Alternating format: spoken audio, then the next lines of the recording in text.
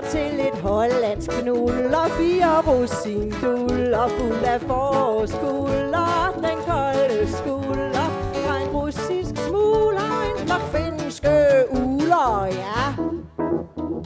Den nuller, der holdt til i det bukseben med smøg.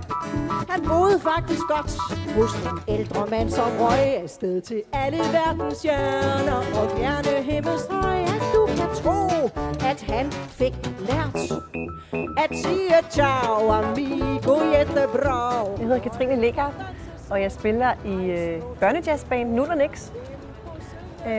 Og så spiller jeg jazz for voksne, såkaldt. Og i denne her omgang, der har det været sammen med Peter Rosendal Trio. Den nullermand, som boede i det bukseben med smøg.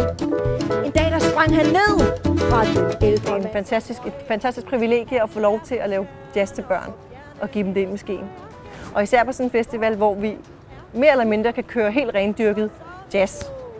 Altså i princippet både traditionel jazz og andre afarter. Vi har også noget lidt funk jazz, men vi havde faktisk stort set jazz på hele repertoiret.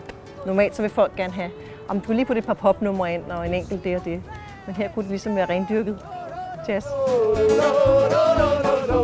Det er meget under, hvordan de får det til at gå op med alle de bands, der får gaderne til at gynge. Jeg var nede på torvet i fredags, tror jeg det var. Og det ene band når lige at stoppe, og så vender man stolen, og så starter det andet på den næste scene. Det er super organiseret og fantastiske musikere fra hele verden. Det er meget, meget inspirerende. Og hele byen gynger, og man flyver herfra.